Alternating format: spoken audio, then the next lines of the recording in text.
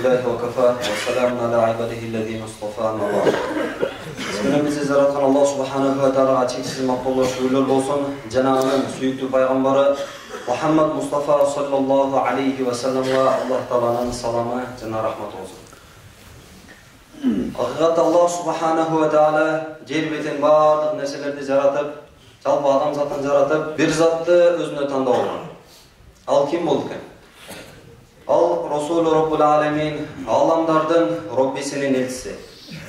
İmamul Enbiya, peygamberlerden imamı, Seyyidul Mursalin, jönötülgön elçilerden mırzası. Xatamen Nebiyyin, en akırkı peygamber, jana Allah Taala'nın en süyüklüsü Habibullah Muhammed Mustafa sallallahu aleyhi ve sellem. Oşol özünün süyüklüsü bolgan Muhammed sallallahu aleyhi ve sellem akırkı ümmötkö tagıra aytkanda ismini bizge peygamber kılıp jönötkön. Бұл дағы Allah Taala'nın en çoğun bizge kılgan жақсылыктарынын biri болуп эсептелет.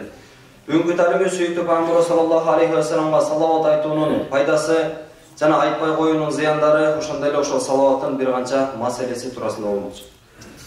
Салават деген сөз өзү аны колдонуучуларга карата түрдүү маанилерди берет. Эгер салават деген сөз Аллах тараптан колдонула турган болсо, анда рахмат деген маанини билдирет.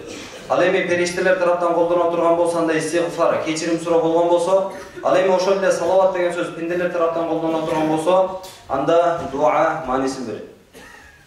Hakikatte Allah Teala özü Muhammed sallallahu aleyhi ve sellem'e, andan keyin periştelerge, andan soň жалпы момун musulmanlarga hüküm berip Allah Teala Kur'an-ı Kerim'de mınday degen.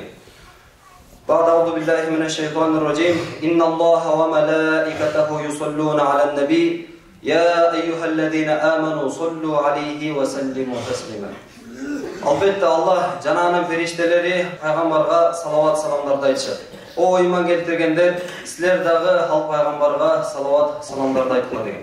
İbn Mas'ud radıyallahu anh'ın rivayetinde Peygamber sallallahu aleyhi ve sellem rivayet kılıp aytat: "Avlen nasi bi yevmel kıyameti ekseruhum aleyye salatan." Kıyamat günü adamlardan arasından kıyamat günü maga en jakını alardan köp maga salavat aytkanlar deydi. Jana başka bir hadiste Peygamber sallallahu aleyhi ve sellem aytat: "Man salla aleyye salatan vahidatan sallallahu aleyhi asru salavatin ve huttat anhu asru khati'atin ve rufi'at lahu asru darajat." Qaysı bir adam maga bir salavat aytkan bolsa, al adamdın 10 günösü geçirilir. 10 soğup жазылат, jana Allah Taala'nın aldında al bende 10 darajaga kötörülüt деген. Jana başka bir hadiste Cabir radıyallahu anh rivayet kılıp aytat, Peygamber sallallahu aleyhi ve sellem aytat: "Man salla aleyye fil yevmi mi'ate marratin qadallahu lehu mi'ate hacetin. 70 minha fil ahireh ve 30 fid dunya." Qaysı bir adam bir günde 100 salavat toltura turgan, 100 salavat ayta turgan bolsa, anda Allah Taala al bendenin 100 muhtaçlığın bütürüp berer. Alardan 30'u dünyada olgan bolsa, jana alardan 70'i ahirette Allah Taala muhtaçlığın barı bütürüp berer деген. Belgili alım Abu Layth Samarkandi rahmetullahi aleyhi. Al Yahya rahmetullahi aleyhi'den rivayet kılıp aytat, kündörдүн birinde Sufyan Thavri rahmetullahi aleyhi Kabanı tavaf kılıp жүрgөн учурда bir adamды көрüp. Al adam emne amal kılgan sayın Peygamber sallallahu aleyhi ve sellem'e salavat ayıp жаткан эле. Ana Sufyan Thavri rahmetullahi aleyhi taң kılıp mынчалык көп Peygamber sallallahu aleyhi ve sellem'e salavat ayıp atat. Dep ana жанакы адамдын жанына барып, "Эмне себептен siz Peygamber sallallahu aleyhi ve sellem'e mınça köp salavat ayıp жатасыз? Bul kılganыңızda emne hikmat var?" dep суроо бергенде, жанакы adam Sufyan Thavri rahmetullahi aleyhi'ne karap dur, "Sen kimsin?" dep суроо берди. Sufyan Thavri rahmetullahi aleyhi, "Men Sufyan Thavri'min" dep aytkanda, sebebi al Sufyan Thavri rahmetullahi aleyhi özünün ubagында ötö belgilүү atak адамга taragan alımdardын biri эле. Anan egerde sen öz zamanında beytanış болгондо, anda men salavat aytkaным tuurasында сага кабар бербейт элем, айтпайт элем. Эмне себептен көп Peygamber sallallahu aleyhi ve sellem'e salavat ayıp жатам. Анда эмесе окунуң деп, күндөрдүн биринде биз атам экөөбүз ажылык сапарына чыккан элек. Анан bir орунга жеткенде атам улгайган жашка жеткен эле ооруп калды. Анан мен атамда дарылашчунун колунан келген аракеттерин баарын кылып, анан кеч кирип калган эле атам эс алып жаткан. Men atamdын баш жагында отурсам, кокусунан atamdын жаны чыгып кетти. Ошол жерде мен инна лиллахи ва инна илейхи рожиун деген доону окуп өтө кайгырып, ыйлап Аллах Таалага дуа кылып, андан соң bir кезде мен алып келдим дагы мен атамдын үстүнө жаап, ошол жерде отуруп, кокусунан көзүм илине уктап кетти. Түшүмдө bir адамды көрдүм. Андай сулуу келбеттүү адам, андай жыпар-жыттуу, чыттанган жана андан да тазараак кийим кийген адам мен өмүрүмдө көргөн эмес элем. Анан ал адамды карап турсам, ал адам менин атама келди дагы бетине жабылып турган кеземени ачып, анан өзүнүн колдорун атамдын бетине айландырды эле, атамдын бети нурданып кетти. Анан кетип бара жаткан учурда мен чуркап барып ал адамдын этегинен кармап, бейтаныш жерде бизге жардам берген сиз ким болдуңуз деп суроо бергенде, жанакы адам карап туруп мен айтты, сен эмне мени тааныбайсың? Мен айттым, жок, мен сизди тааныган жокмун. Мен Мухаммад Мустафа саллаллаху алейхи ва салламмын. Сенин атаң өз жанына өтө көп зулум кылган экен. Бирок ошону менен биргеликте мага көп салават айтат эле. Мага көп салават айткандыгынын себебинен качан кыяматтын акыбалы ага түшкөн учурда менден жардам сурады. Ал эми кайсы бир адам мага көп салават айткан болсо, анан ошону менен биргеликте менден жардам сураган болсо, мен ага сөзсүз жардам беремин деп андан кийин кетип калды. Ошондо мен уйкуман уйгунуп кеттим. Жүгүрүп барып атамдын жүзүнө жабылып турган кеземени карап ачсам, чын эле атамдын жүзү нурданып калган экен. Ошол себептен мен сүйүктүү пайгамбар саллаллаху алейхи ва салламга көп салават айтам деп жооп берген. Ошондуктан сиз менен бизде дагы качан пайгамбар саллаллаху алейхи ва салламга көп салават айта турган болсок, кыяматтын коркунучу кыйынчылык келген учурда биз дагы жардам сурасак, албетте сөзсүз пайгамбар саллаллаху алейхи ва саллам бизге шафаат кылат. Ар бир нерсенин пайдасы жана зыяны болгондой эле салаватты унутуп таштап коюунун дагы зыяндары жок эмес. Себеби пайгамбар саллаллаху алейхи ва саллам бир хадис мазмунда айтат: "Ман насия салата алейя фақат ахтаа тариқал жанна." Кайсы бир адам мага салават айтууну унуткан болсо, анда ал бейишин жолунан адашты дейт. Башка бир хадисте пайгамбар саллаллаху алейхи ва саллам айтат: "Арбаун минал джафа." 4 нерсе жүрөктүн катуулугунан болуп эсептелет. Алардын биринчиси айябула рожулу ва хуа qa'imun, турган акыбалда адам зара кылуусу.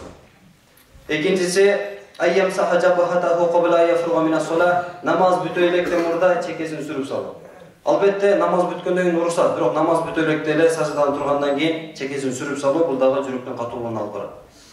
Жана үчүнчүсү айясмаан нида афала яшхаду мисла ма яшхадул муаззин, азанды угуп азанчы артынан кайталап көйлүк берген сыяктуу азанга жооп бербесе, бул дагы жүрөктүн катуулугуна алып барат. Жана төртүнчүсү ан улкару индаhu фала юсалли алейя, менин атым ал адамдын алдында эскерилсе, анан мага салават айтпай турган болсо, ошол дагы жүрөктүн катуулугуна алып барат деген.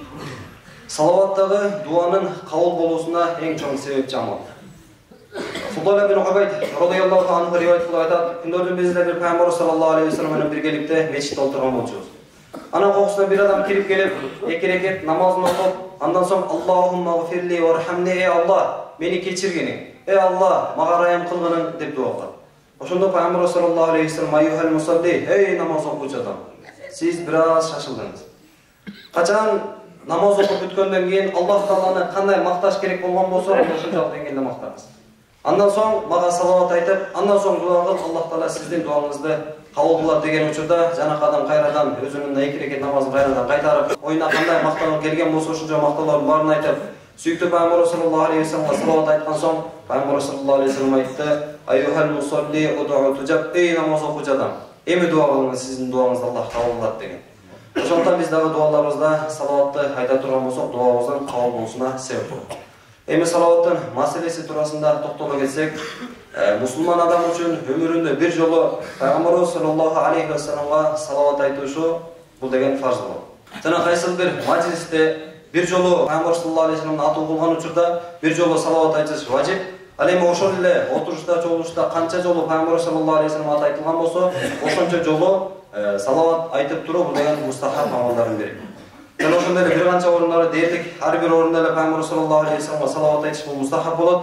Ошол орундары кээ бири эртели кеч мечитке киргенде, чыкканда, жана пайгамбар саллаллаху алейхи ва салламдын кабрын зыярат кылганда, дарат алган учурда кайсы бир нерсени унутуп калса, жана баян баштап жаткан учурда дагы пайгамбар саллаллаху алейхи ва салламга салават айтуу бул мустахаб болот. Жана 7 орун бар, ошол 7 орунда сүйүктүү пайгамбар саллаллаху алейхи ва салламга салават айтыш бул макрух болот.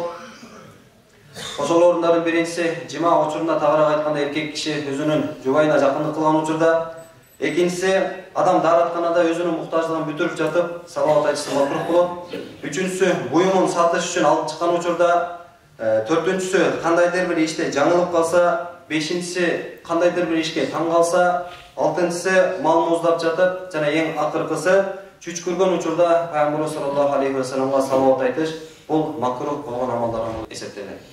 Ошондуктан биз дагы сүйүктүү Пайгамбар саллаллаху алейхи ва салламга өтө көп салават айтып, дуаларыбызды кабыл кылдырып, жана Аллах Таала кыямат күнү Пайгамбар саллаллаху алейхи ва салламга эң жакын адамдардын катарына кошсун.